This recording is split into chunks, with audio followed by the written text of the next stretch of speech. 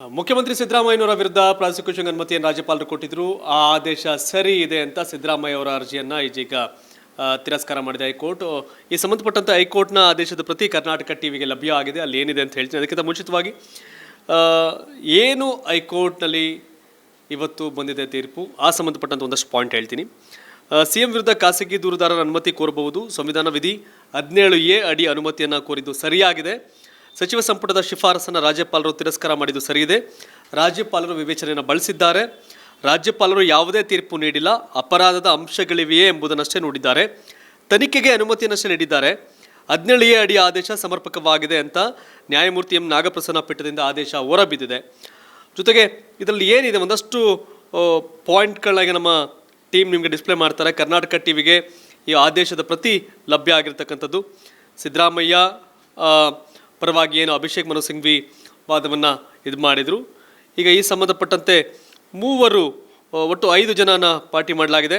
ಕರ್ನಾಟಕ ರಾಜ್ಯ ಸರ್ಕಾರದ ಮುಖ್ಯ ಕಾರ್ಯದರ್ಶಿ, ಸ್ಪೆಷಲ್ ಸೆಕ್ರೆಟರಿ, ಹಾಗೆ TJ ಅಬ್ರಾಮ್ 3ನೇವರು, 4ನೇವರು ಸ್ನೇಹಮಯಿ ಕೃಷ್ಣ, 5 ಪ್ರದೀಪ್ ಕುಮಾರ್ ಇದರ ಮೊದಲ ದೂರುದಾರರು.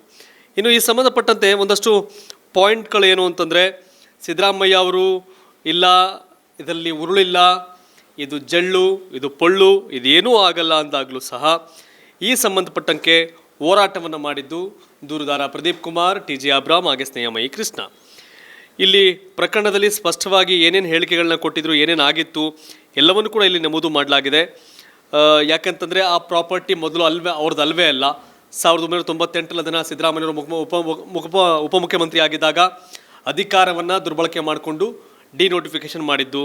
ನಂತರ ಅವರು ಅಧಿಕಾರದಲ್ಲಿ ಇದ್ದಾಗೆಲ್ಲ ಏನೇನು ಮಾಡ್ಬೋದು ಸಮಸ್ಯೆಗಳನ್ನ ಅದೆಲ್ಲವನ್ನು ಕೂಡ ಮಾಡಿದ್ದಾರೆ.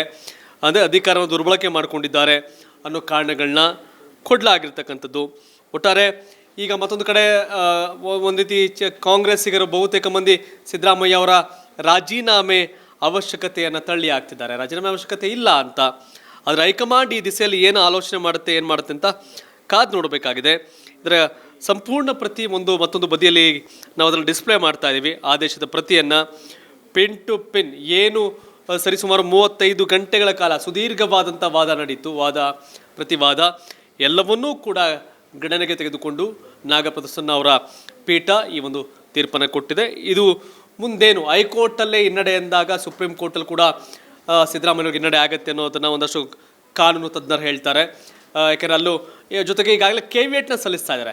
ಪ್ರದೀಪ್ ಕುಮಾರ್ ಕೂಡ ಕೆವಿಯಟ್ ಸಲ್ಲಿಸ್ತಾ ಇದ್ದಾರೆ, ಸ್ನೇಹಮಯಿ ಕೃಷ್ಣ ಸಲ್ಲಿಸ್ತಾ ಇದ್ದಾರೆ. ಅಂದರೆ ಅಲ್ಲಿ ಮೇಲ್ಮನವಿ ಸಲ್ಲಿಸಿದಾಗ ನಮ್ಮನ್ನು ಕೂಡ ವಾದವನ್ನು ಆಲಿಸಬೇಕು ಅನ್ನೋ ಕಾರಣಕ್ಕೆ ಕೆವಿಯಟ್ನ ಈಗಾಗಲೇ ಸಲ್ಲಿಸೋಕೆ ರೆಡಿ ಆಗಿದ್ದಾರೆ ಸುಪ್ರೀಂ ಕೋರ್ಟ್ ಮತ್ತು ವಿಭಾಗೀಯ ಪೀಠದಲ್ಲಿ. ಸ್ನೇಹಮಯಿ ಕೃಷ್ಣ, ಪ್ರದೀಪ್ ಕುಮಾರ್ ಹಾಗೆ TJ ಅಬ್ರಾಮ್. ಒಟ್ಟಾರೆಯಾಗಿ ಸಿದ್ದರಾಮಯ್ಯನವರ ಈ ಪ್ರಕರಣ ರಾಜಕೀಯವಾಗಿ ಒಂದಷ್ಟು ಕಾಂಗ್ರೆಸ್ನಲ್ಲಿ ಅಲ್ಲೋಲ ಕಲ್ಲೋಲವನ್ನು ಸೃಷ್ಟಿ ಮಾಡ್ತಾ ಇರ್ತಕ್ಕಂಥ ಸತ್ಯ. ಇದುವರೆಗೂ ರಾಜ್ಯಪಾಲರು ರಾಜಕಾರಣ ಮಾಡ್ತಾರೆ ಅಂತ ಅವರ ವಿರುದ್ಧ ಪ್ರತಿಭಟನೆಗಳೆಲ್ಲ ಕೂಡ ಆಗಿತ್ತು. ಆದರೆ ಈಗ ಕೋರ್ಟ್ ತೀರ್ಪು ಬಂದಿದೆ. ಅದರ ವಿರುದ್ಧ ಆದಿ ಬೀದಿಲಿ ಪ್ರತಿಭಟನೆ ಮಾಡಲಿಕ್ಕೆ ಸಾಧ್ಯ ಇಲ್ಲ. ಅದನ್ನು ಮೇಲ್ಮನವಿಯನ್ನು ಸಲ್ಲಿಸ್ಬೋದು. ಈಗ ಕಾನೂನಾತ್ಮಕ ಹೋರಾಟವನ್ನು ಕಾಂಗ್ರೆಸ್ ಮಾಡಬೇಕಾಗತ್ತೆ, ಅಂದರೆ ಸಿದ್ದರಾಮಯ್ಯ ಅವ್ರು ಮಾಡಬೇಕಾಗತ್ತೆ. ಆದರೆ ಎಲ್ಲಿಯವರೆಗೆ ಉಳಿಯಬಹುದು?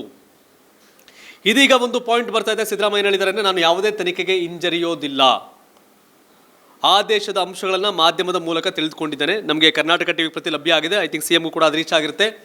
ಆದೇಶದ ಪ್ರತಿ ಪಡೆದು ಓದಿದ ಬಳಿಕ ಪ್ರತಿಕ್ರಿಯೆಯನ್ನು ಕೊಡ್ತೇನೆ ಅಂತ ಸಿದ್ದರಾಮಯ್ಯವರು ಇದು ಮಾಡ್ತಾರೆ. ನ್ಯಾಯಾಲಯ ಸೆಕ್ಷನ್ ಒಂದಷ್ಟು ಪಾಯಿಂಟ್ಗಳನ್ನ ಮೆನ್ಷನ್ ಮಾಡ್ತಾ ಇದ್ದಾರೆ. ಅಭಿಯೋಜನೆಯನ್ನು ಸಂಪೂರ್ಣವಾಗಿ ತಿರಸ್ಕರಿಸಿದೆ. ರಾಜ್ಯಪಾಲರ ಆದೇಶದಲ್ಲಿನ ಸೆಕ್ಷನ್ 17A ಮಾತ್ರ ಸೀಮಿತಗೊಳಿಸಿದ್ದಾರೆ. ಸೊ ಇದೆಲ್ಲವನ್ನು ಕೂಡ ಒಂದಷ್ಟು ಪ್ರಾರಂಭಿಕ ಹಂತದಲ್ಲಿ ವಿಶ್ಲೇಷಣೆಯನ್ನು ಸಿದ್ದರಾಮಯ್ಯವರು ಮಾಡ್ತಿದ್ದಾರೆ. ಸಂಪೂರ್ಣವಾಗಿ ಆದೇಶದ ಪ್ರತಿ ತಲುಪಿದ ನಂತರ ನಮ್ಮ ಕರ್ನಾಟಕ ಟಿವಿಲಿ ನೀವು ನೋಡ್ತಿರ್ಬೋದು. ಹೈಕೋರ್ಟ್ನ ಆದೇಶದ ಪ್ರತಿ ನಮ್ಮ ಲಭ್ಯ ಆಗಿದೆ. ಅವ್ರಿಗೆ ಕೈ ಸಿಕ್ಕಿದ ಮೇಲೆ ಸಿದ್ದರಾಮಯ್ಯವರು ಅದನ್ನು ಪೂರ್ಣವಾಗಿ ಓದಿದ ಮೇಲೆ ನಾನು ರಿಯಾಕ್ಟ್ ಮಾಡ್ತೀನಿ ಅಂತ ಈಗ ಸಿದ್ದರಾಮಯ್ಯವರು ಫಸ್ಟ್ ರಿಯಾಕ್ಷನನ್ನು ಕೊಟ್ಟಿದ್ದಾರೆ. ಸೊ ಒಟ್ಟಾರೆ ಇವೆಲ್ಲವನ್ನೂ ನೋಡ್ತಾ ಇದ್ದರೆ, ಬೆಳವಣಿಗೆಗಳನ್ನ ನೋಡ್ತಾ ಇದ್ದರೆ ಸಿದ್ದರಾಮಯ್ಯವ್ರಿಗೆ ಮುಂದಿನ ಕಾನೂನು ಹೋರಾಟದಲ್ಲಿ ಅಂದರೆ ಪ್ರಾಸಿಕ್ಯೂಷನ್ಗೆ ತಡೆ ನೀಡಿ ಅನ್ನುವಂಥ ಹೋರಾಟಕ್ಕೆ ಜಯ ಸಿಗುವ ಸಾಧ್ಯತೆ ತೀರಾ ಕಡಿಮೆ ಅನಿಸುತ್ತೆ. ಹಾಗಾಗಿ ರಾಜೀನಾಮೆ ಏನು ಅನ್ನೋದನ್ನ ಕಾಂಗ್ರೆಸ್ ಹೈಕಮಾಂಡ್ ನಿರ್ಧಾರ ಮಾಡುತ್ತೆ. ಈಗ ಸತೀಶ್ ಜಾರಕಿಹೊಳಿ, ಸಿದ್ದರಾಮಯ್ಯವರು ರಾಜೀನಾಮೆ ಕೊಟ್ಟರೆ ಮುಖ್ಯಮಂತ್ರಿ ಆಗ್ತಾರೆ ಅಂತ ಹೇಳಲಾಗ್ತಿರ್ತಕ್ಕಂಥ ಸತೀಶ್ ಜಾರಕಿಹೊಳಿ ಅವರು ಹೇಳ್ತಾರೆ ಇಲ್ಲ ಅವರೇ CM ಆಗಿ ಮುಂದುವರಿತಾರೆ ಅಂತ. ಬಟ್ ಮೇಲ್ನೋಟಕ್ಕೆ ಕಾಂಗ್ರೆಸ್ಸಲ್ಲೆಲ್ಲ ಸಿದ್ದರಾಮಯ್ಯವ್ರಿಗೆ ಜಯ ಅಂತಿದ್ರು ಕೂಡ ಅವ್ರು ಹೇಳಿದ್ರೆ ನಮ್ಗಿರಲಿ ಅಂತ ಆಗಲೇ ಹೈಕಮಾಂಡ್ ಮಟ್ಟದಲ್ಲಿ ಟವಲ್ ಆಗ್ತಿರೋ ಸಂಖ್ಯೆ ಭಾಳ ತೀರಾ ಇದೆ. ಡಿ ಕೆ ಶಿವಕುಮಾರ್, ಮಲ್ಲಿಕಾರ್ಜುನ್ ಖರ್ಗೆ, ಡಾಕ್ಟರ್ ಜಿ ಪರಮೇಶ್ವರ್, ಸತೀಶ್ ಜಾರಕಿಹೊಳಿ, ಎಂ ಬಿ ಪಾಟೀಲ್ ಆದಿಯಾಗಿ ಭಾಳಷ್ಟು ಜನ CM ರೇಸಲ್ಲಿದ್ದಾರೆ. ಇದೇನಾಗತ್ತೆ ಅಂತ ಕಾದು ನೋಡಬೇಕು. ಬಟ್ ಕಾನೂನಾತ್ಮಕವಾಗಿ ಸಿದ್ದರಾಮಯ್ಯನವ್ರಿಗೆ ಇದು ಬಹುದೊಡ್ಡ ಹಿನ್ನಡೆ ಅಂತ ಹೇಳ್ಬೋದು. ಬಟ್ ಸತೀಶ್ ಜಾರಕಿಹೊಳಿ ಹೇಳ್ತಾರೆ ತನಿಖೆಗೆ ಆದೇಶ ಬಂದರೆ ಭಯ ಪಡೋ ಅವಶ್ಯಕತೆ ಇಲ್ಲ, ಸರ್ಕಾರ ಸೇಫ್ ಏನೂ ಆಗಲ್ಲ, ಸಿದ್ದರಾಮಯ್ಯ ಸೇಫ್ ಅಂತಿದ್ದಾರೆ. ಬಟ್ ಹೈಕಮಾಂಡ್ ಮಟ್ಟಕ್ಕೆ ಈಗಾಗಲೇ ಮಾತುಕತೆಯನ್ನು ಕೂಡ ಒಂದಷ್ಟು ಜನ ನಾಯಕರು ಮಾಡ್ಕೊಬಿಟ್ಟಿದ್ದಾರೆ, ಮಾಡ್ತಾ ಇದ್ದಾರೆ. ರಾಜೀನಾಮೆ ಕೊಟ್ಟರೆ ನಂದಿರಲಿ, ನಾನು ಆಗ್ತೀನಿ ಅನ್ನೋ ದಾಟಿಲಿ. ಸೊ ಏನಾಗುತ್ತೆ ಅಂತ ನೋಡಬೇಕು. ಕರ್ನಾಟಕ ಟಿವಿಗೆ ಹೈಕೋರ್ಟ್ನ ಆದೇಶದ ಪ್ರತಿ ಲಭ್ಯ ಆಗಿದೆ. ಸ್ಕ್ರೀನ್ ಮೇಲೆ ನೀವು ಅದನ್ನು ನೋಡ್ತಾ ಇದ್ದೀರಿ.